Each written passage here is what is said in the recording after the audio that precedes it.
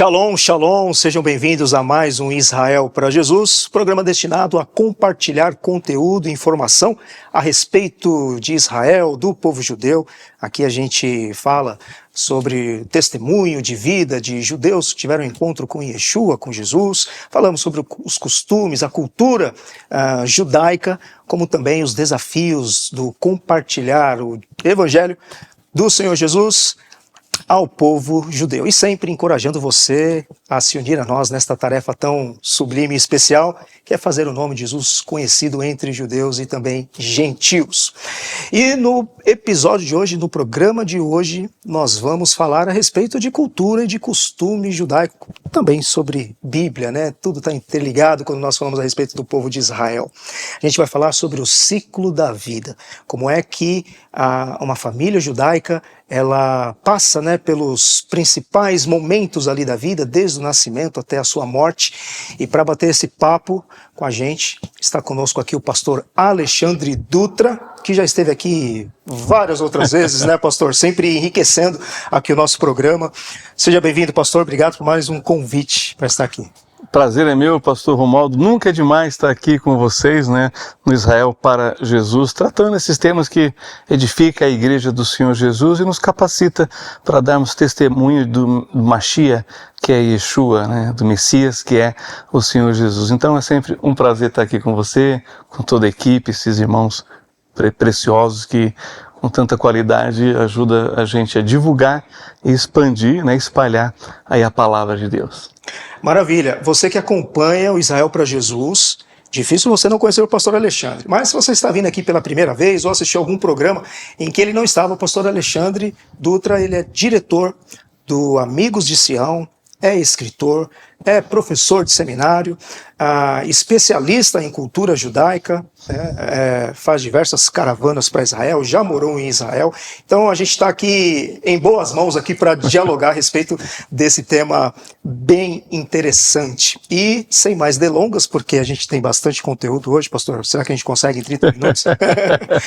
Pastor Alexandre, vamos lá. Começar pelo começo, né?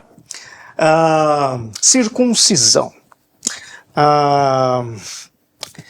Qual que é a ligação, qual que é o que representa a relação de Deus com o povo de Israel por meio da circuncisão? Porque a gente vê que é um tema bastante importante quando a gente vê as escrituras da Antiga Aliança. O sujeito era passível ali de ser eliminado. Depois, quando o Senhor quer trazer uma repreensão, chamar a atenção ao povo de Israel, usa com o desdobramento, né, circuncisão do coração, circuncisão dos ouvidos. O apóstolo Paulo fala sobre a circuncisão do coração. O que vem a ser a circuncisão, como os judeus celebram hoje, quais são os rituais aí que estão presentes aí nesta cerimônia tão importante para o povo judeu? Bem, o ciclo da vida, na verdade, é uma série de ritos de passagem, né? Do qual a Brit Milá, ou seja, a circuncisão, é a primeira. O infante conta ainda com 8 dias quando ele passa por esse rito, né, da circuncisão, a excisão do prepúcio, e que acaba, né, quando você corta o prepúcio da forma, né, como o moelo preparado para isso, acaba saindo justamente nesse formato aqui, ó. A pelezinha do prepúcio sai no formato de uma aliança. Então é a aliança que Deus sela na carne de Abraão e os seus descendentes de forma indelével, ou seja, não tem mais como voltar, né? Ela é a marca que fica e que permanece. Então, quando a gente pensa no contexto da cultura bíblica, no mundo bíblico em geral, a circuncisão era praticada na puberdade, também um rito de passagem. Mas Deus muda justamente para a criança, né, o menino com 8 dias, jamais meninas, né, isso é proibido na lei. A circuncisão é única, exclusivamente para meninos, porque o que se faz aí chamado de circuncisão feminina, na verdade é uma mutilação, e aí já é outro contexto, né, que Israel proíbe, a lei proíbe, e a comunidade judaica também, né, sempre foi contra isso. Estou dizendo isso porque existem algumas comunidades na África, até algumas de matiz assim, islâmica, que fazem esse tipo né, de absurdo com as meninas. Então, fechando isso, voltando aqui, Deus traz para o contexto do recém-nascido, né? Por quê? Há uma sabedoria divina aqui, pastor Romualdo, pensando agora na parte clínica médica. Todos os meninos nascem com fimose. Até os 2 anos de idade, né, a estatística é 50%. Por isso, tem que fazer exercício, os pais têm que cuidar dessa parte. Mesmo assim, nós temos familiares, parentes, né, que tiveram que passar aí pela operação de fimose na adolescência. Mas olha só, no 8º dia, quando isso acontece, a protrombina, que é um agente coagulante, está a 110% e nunca mais vai atingir esse nível. Olha a sabedoria divina, nós estamos falando de Deus falando há 4.000 anos, circuncida no 8º dia, e aí a ciência só foi descobrir agora, né, recente, né, depois de milênios, que é por causa disso. A sabedoria divina aqui, uma informação que cai entre nós. Se você tem dúvida sobre a origem das Sagradas Escrituras, da Bíblia, acho que já acaba aqui, né? Porque quem saberia algo desse tipo científico há 4.000 anos atrás? Bom, feito isso, então, o infante passa a ter ali o contato com a fé, né, dos seus pais, na fé de Abraão, Isaac e Jacó. É o que inicia a vida, né, na comunidade da fé ali dos patriarcas, né, de Israel, até hoje, do judaísmo, como a gente entende. Essa é a primeira parte do rito. Tem cerimônia, tem padrinho, tem todo mundo que participa, tem várias coisas que a gente vai abordando e desenvolvendo no livro para ilustrar. Mas você falou algo muito interessante, que é a circuncisão do coração, né? Enquanto que a circuncisão física é só para os meninos judeus, né, hebreus, a circuncisão do coração é para homem e para mulher, e olha, para os gentios. Então existe uma circuncisão que nos diz respeito, né, que é a circuncisão do coração. Aliás, o Melamed, ele fala na tradução dele, que é um rabino muito famoso, tradutor e comentarista da Torá, ele fala que é desentupir as veias do coração, né? Ele vai para a questão da cardiologia, né? do coração. Então é bem interessante isso. Porém, ela diz respeito a todos, né? No sentido de pela fé, um crente em Jesus, mesmo sendo gentil, ele passa pela circuncisão do coração. Muito bem. Para que algum estrangeiro viesse a participar, por exemplo, na festa da Páscoa, do Pêssar, teria que ser circuncidado. Isso é para ser aceito na comunidade de Israel, né? Mesmo aqueles que não são judeus, mas que desejam e que querem participar, esse era um requisito. Eu já participei do Pêssar lá em Israel, ainda bem que não me perguntaram se eu era circuncidado ou não. Me convidaram, eu fui para o lar das famílias lá parte que eu conhecia aqui no Brasil e participei do Seder de Pêssar sem problema. Muito bem. E como é que os judeus celebram hoje, pastor? Continua sendo exatamente ali com 8 dias de vida? Pode adiar isso ou não? Como é que fica um bebê que, por exemplo, nasce com uma questão de saúde ali envolvida? É dentro de uma sinagoga, é em outro ambiente? É um rabino que faz? Não necessariamente. Como que hoje os judeus... em 2026, os judeus ainda fazem essa prática que, inclusive, um rabino, foi meu professor no curso livre, foi seu docente também no curso de mestrado na USP, ele falou a respeito, né, diante de uma cultura ocidental, né, parece ser algo bárbaro, né, a criança ali com 8 dias ali, né, passar para aquele momento, né, que pode ser estressante, querendo dizer que parece ser, mas tem algo muito profundo ali. Como que os judeus celebram hoje e participam dessa cerimônia? Quando eu já participei, né, também do Bris, é realmente emocionante, comovente, mas tem todo um preparatório. Mas na época do Abraão, ele tinha que circuncidar os filhos, né? E claro, eu também faço menção no livro, o Ismael foi aos 13 anos, né? Então... E teve uma galera que foi em fase adulta, né? Ele com 99... E o pessoal adulto, então... E claro, hoje você vai fazer uma operação de fimose, você entra no hospital, assina termos de responsabilidade, é anestesia geral, então tem todas essas preocupações. Mas naquela época havia uma sabedoria, inclusive a sabedoria divina, e realmente as pessoas sabiam como cuidar. Hoje você tem uma pomada que é aplicada, uma pomada anestésica, né? E aí depois tem aí a cerimônia. Toda a família participa na sinagoga, é um dia muito especial. Antes era em casa, agora pode ser na sinagoga ou em algum lugar, que faz uma festa, né? É uma celebração, né? Da chegada do garoto. Então, esse é o rito. Tem uma pomada anestésica, tem o equipamento que é aquela pedra de sílex, que é uma lâmina ali, tem o anel que protege, né? Deixa só a pelezinha para fora, e aí vem essa pedra de sílex, como era feito na época de Abraão, né? Então é sensacional. Claro, se a criança tem algum problema de saúde, pode adiar. Ou na ausência de um moel. Hoje já não é mais o pai, é um especialista, é um moel. Existem cirurgiões, né, que fazem, né, a circuncisão nas suas próprias clínicas, né? Eu pude circuncidar um dos meus filhos com um moel. Colegas pastores norte-americanos, dependendo do estado que eles vieram, dos Estados Unidos, onde faz a circuncisão, aqui eles procuram o moel. Já indiquei, né, médicos que fazem, né, o bris, né, para eles fazerem os meninos deles. Então, já tive essa experiência, então acompanho não só na pesquisa, mas também já presenciei, né, essa cerimônia justamente, né, também com um dos meus filhos. Bom, quando você pensa na cultura ocidental, que parece algo bárbaro, a gente tem muitas outras coisas muito mais bárbaras e que a gente não se dá conta justamente porque está no nosso cotidiano, no nosso dia a dia, e são coisas horríveis e que a gente acaba acostumando, infelizmente. Essa cerimônia não, essa cerimônia, inclusive, ela tem um aspecto científico, médico, clínico, que foi inclusive utilizada pela ONU como recomendação para esses países onde há um grande número de doenças sexualmente transmissíveis, né? E também a circuncisão dos meninos judeus em Israel fez com que Israel tivesse o menor índice de câncer uterino no mundo. Então não é um benefício só para o menino na questão de higiene, mas também, né, para as mulheres, né? Mulheres casadas com homens circuncidados, com judeus, né? Ou quem passou pela fimose tem aí, né, um índice de câncer uterino mais baixo. Muito bem. A gente teria só um programa só para falar sobre...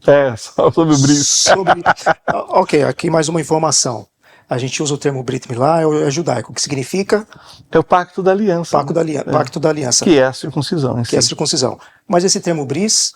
Então, o bris é de Brit, né, de aliança, e o Milá aí é a excisão.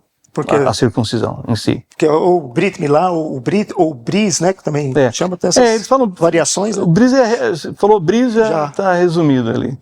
Mas o correto é Brit Milá. Maravilha. E a gente tem o Senhor Jesus sendo circuncidado também, aos 8 dias, sendo apresentado no templo também. O que eu procurei fazer com esse livro justamente foi preencher uma lacuna onde que ou você tem citações genéricas, né, sobre os ritos de passagem, como a circuncisão, como diz o francês, en passant, falar circuncisos, incircuncisos, né? Eu falei, não, vou trazer uma perspectiva bíblica, judaica, cristã, ou seja, com a compreensão do significado disso, né, para a fé, e sempre usando a figura de Jesus, né, porque como judeu ele passou por todos os ritos de passagem.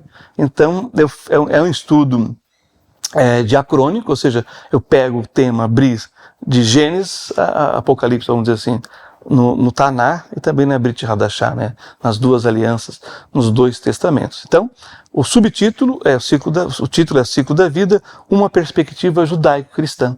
Ou seja, eu faço esse diálogo e trago a cultura, os costumes. Por quê? Para a gente interpretar as passagens bíblicas. Quantas vezes a gente lê Paulo falando da circuncisão, ou você vai ler lá a história de Davi com Golias. Quem é esse incircunciso que está aqui desafiando, né, o exército do Deus vivo, e as pessoas, que isso quer dizer? Aí eu explico direitinho, né? Legal. Nesse capítulo. O pastor Alexandre está falando aqui, já falou diversas vezes a respeito da pesquisa, sobre o livro, a gente já vai mostrar para você rapidinho aí, daqui a pouco a gente vai mostrar para você. Pastor, você falou que essa pesquisa, esse livro, que é fruto que eu já vou pegar ele aqui, vamos lá, vamos já, depois a gente volta para ele aqui, que é esse livro aqui, O Ciclo da Vida, sobre uma perspectiva judaico-cristã. E o casamento judaico é igual aos casamentos ocidentais? Quem vai num casamento judaico vai ver muita coisa diferente. Como é que é? Eles fazem debaixo de uma cabana. Por que esse significado? Tem aliança, não tem? Como que é o casamento da perspectiva judaica? Olha, acho que há um mês atrás eu participei de um casamento judaico, né? Com todo esse cerimonialismo, e é muito rico. Aliás, o que nós temos hoje é uma espécie de um resumo do casamento bíblico judaico oriental, né? Por exemplo, o caminho da noiva até o altar, esse era o caminho, o noivo esperando uma parte, eles vão se encontrar ali quase, né, um pouquinho mais para depois do meio do caminho. Isso tudo está baseado no casamento bíblico, né, judaico. E nós fazemos uma forma resumida, né? Agora, você falou... o casamento judaico, ele é por contrato, né? Tem uma ketubá, que tem ali os termos de responsabilidade da parte da noiva, do noivo, os padrinhos assinam, o rabino reconhece, está em aramaico para mostrar, né, a antiguidade, mas também pensando ali do pós-cativeiro na Babilônia, aquelas questões que a gente sabe muito bem dos casamentos mistos e assim por diante. Bom, então existem esses ritos, eu trato todos esses ritos. Quando você fala da rupá, né, que é um páreo nupcial, é o símbolo da moradia, do lar, dos noivos. Mas mostra as colunas, né, de madeira, mas ainda assim a fragilidade que é. Ou seja, um casamento para ser bem sucedido precisa da bênção do eterno Deus de Israel, né? Então tem esses valores, esses princípios que eu também abordo aí, trazendo para a nossa perspectiva, como eu disse, um estudo diacrônico de Gênesis e Apocalipse tocando nesses temas, porque você como pastor e tantos outros professor sabe que na Bíblia não está, né? Item 1, casamento, todas as regras do casamento, nos versículos bíblicos, não. A gente tem que buscar esses textos e interpretá-los, colocá-los dentro do contexto, e é claro, os judeus fazem as suas modificações ao longo do tempo, acrescentam uma coisa, tira outra. Uma coisa que eles mantêm é o véu. E aí, na hora, né, quando a noiva chega, o noivo levanta o véu para saber se é ela mesma. Lembra lá o Jacó, que trabalhou 7 anos pela Raquel e entregaram a Lia para ele? Então, era assim, né? Não se via o rosto, né? Só no outro dia, depois da consumação do casamento, imagina. Tanto que ele devolve, coloca de volta o véu, e quando eles vão tomar do vinho, né, que é o símbolo da prosperidade, da união, que eles tomam na mesma taça, ele coloca debaixo do véu e ela levanta um pouquinho para tomar. Eu estou assim, ilustrando, né, essas coisas, porque o véu está ali. Hoje está muito mais transparente o véu. Mas eles fazem isso, de levantar o véu e saber se é ela mesma. Porém, eles têm o costume de quebrar uma taça, né, de pisar na taça, múltiplos significados, afastar os espíritos e as invejas, né, de quem ainda não casou, não sei, vamos lá, essas coisas que a gente, né, faz piada. Bom, então essa é uma cerimônia nova, ou para lembrar, ou o outro significado é lembrar a destruição do templo. Então, mesmo em momentos de alegria, de grande gozo, né, tem que lembrar que o templo foi destruído e eles, né, devem orar para que o templo seja, o Beit HaMikdash seja reconstruído. Então são muitos detalhes. Tem aliança também, eles falam para ser a mais simples possível. Para você ter uma ideia, né, com a minha professora de judaísmo, ela falou que se uma moça amarrar uma linha no dedo de um rapaz judeu, né, no indicador aqui assim... Já está valendo. Já está valendo. Então, tem muitas histórias, né? É interessante esse significado, porque o judeu não faz nada por fazer, né? Não, sempre tem uma explicação, e mais de uma, né? Uma das explicações que eu já ouvi também, que o pastor também já deve ter ouvido, é que uma das explicações para a quebra da taça é que em determinado momento, aí há alguns séculos atrás, estava havendo um casamento judaico, e aí ali os convidados já estavam se exaltando demais. Opa! Né? E aí o pai da noiva ficou querendo chamar a atenção de falar algo, estava muito barulho. que ele fez para poder chamar a atenção? Quebrou uma taça. Eu não sei se daria para, com o barulho que estava, ouvir a taça quebrando para chamar a atenção, mas essa também é uma de tantas explicações como a que você já colocou aqui. Claro que eu tive um limite de páginas, então eu não coloquei todas, né, as interpretações, né, mas as que estão aí com certeza transporta o leitor para esse mundo que é tão rico de informação, né, que faz a gente entender melhor as Sagradas Escrituras. Jesus multiplicando o vinho lá nas bodas de Caná. Tive lá, foi achado naquela região da cidade de Caná, ali um lugar que era, né, onde o pessoal fazia celebrações, uma calha, né, que fala? Aquela, talha, desculpa, naquela época. Então essas coisas a gente vai vendo, onde enchia, com água, com exatamente, vinho. Esqueci o nome agora, mas a gente vê isso, a arqueologia descobriu essas coisas, então dá para quase que reconstruir um casamento da época de Jesus lá em Israel, né? Então quase com essas formas e maneiras de celebrar essa união. Tem as bênçãos, tem as voltas, tem todos aqueles ritos que mostra pra gente a importância, né, da união e do estabelecimento de uma família, de um lar. Nós temos mais um tema que, na verdade, eu pulei ele, sim. que acontece antes do casamento, mas a gente vai voltar, que vai ser o final aqui do nosso programa de hoje. Mas ainda dentro do casamento, só para tirar uma dúvida, né, como é que, dentro do judaísmo hoje, como que os judeus lidam com a questão do progressismo, né, daqueles que têm uma visão mais progressista a respeito das coisas da vida? Existe casamento homossexual dentro do judaísmo? Como que funciona a questão do divórcio, recasamento? Só para a gente ver como que hoje o judeu lida com isso. É muito próximo com o que a Bíblia, as Escrituras trata a respeito do casamento? Ou não é bem assim?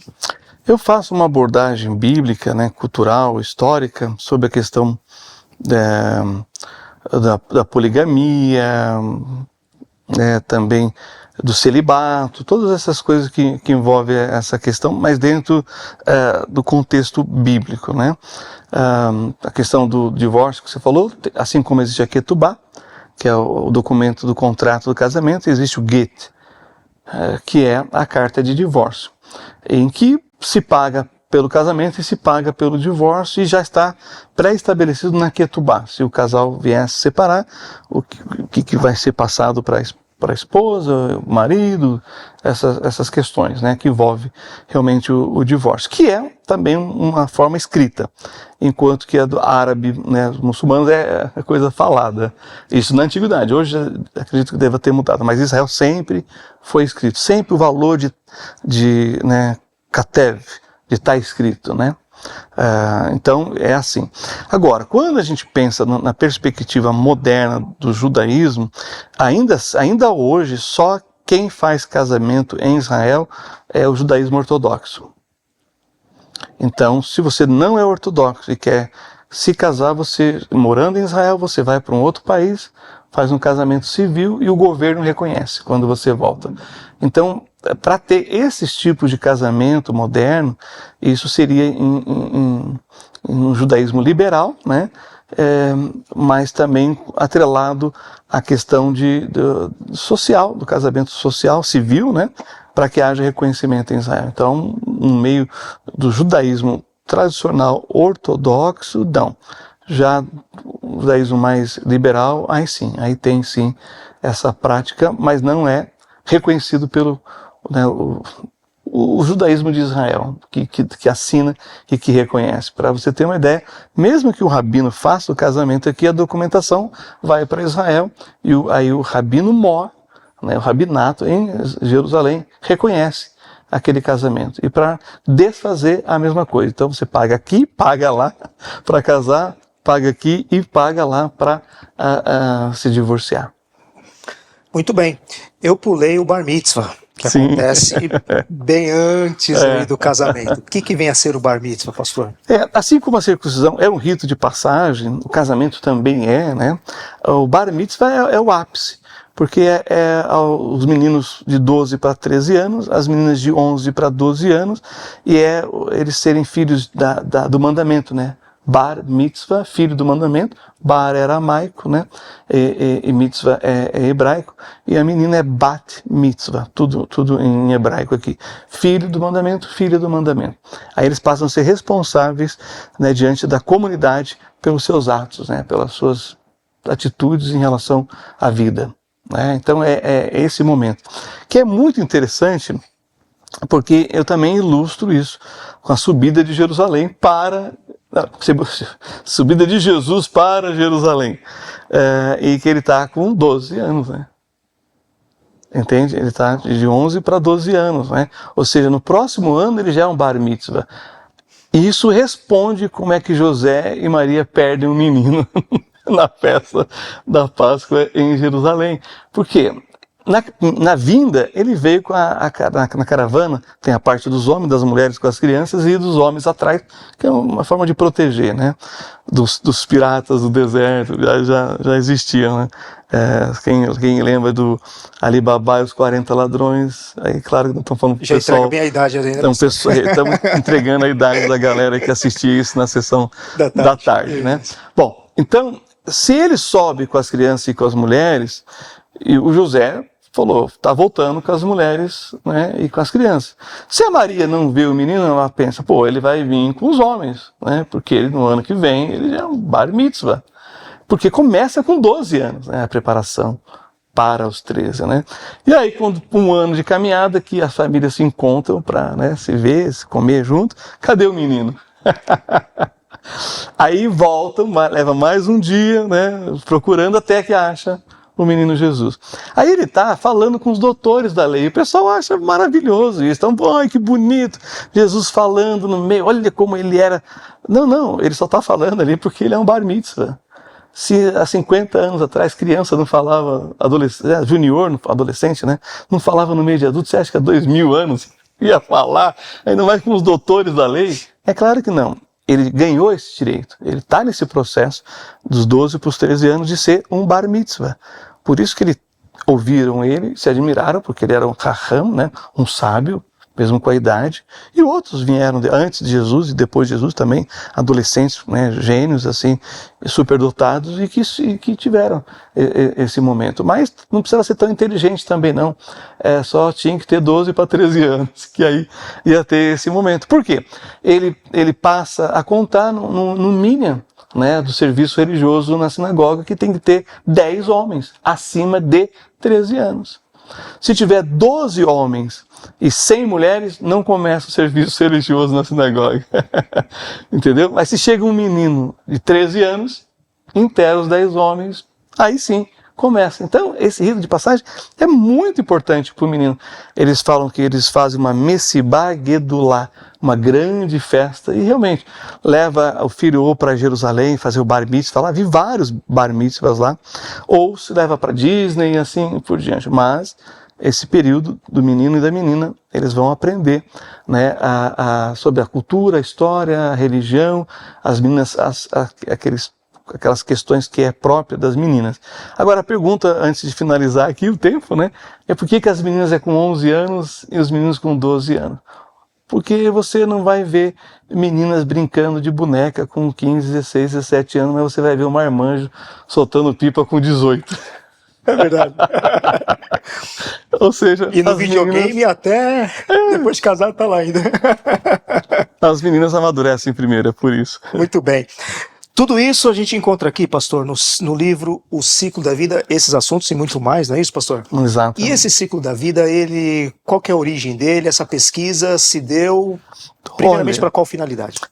Foi o meu TCC, né, na validação de teologia pela Faculdade Teológica Batista lá do Paraná.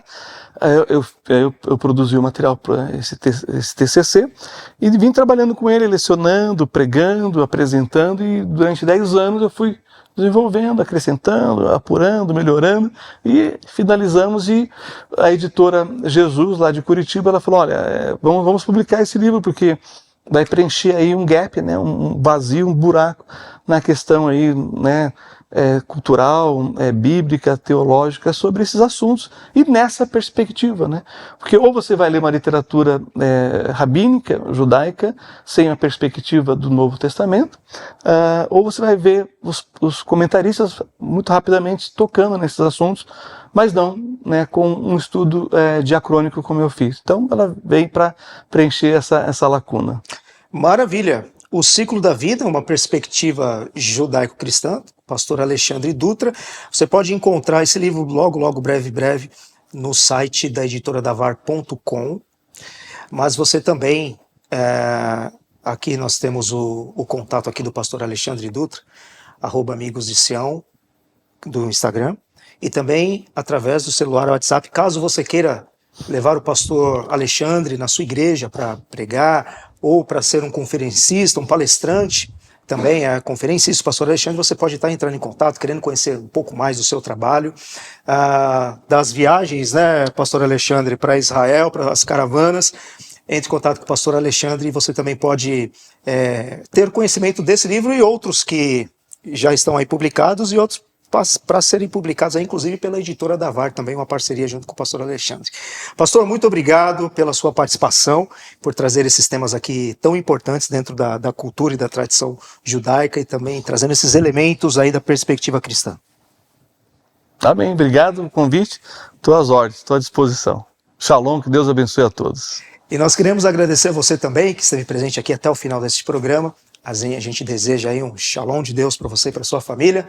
Um grande abraço e até o nosso próximo programa.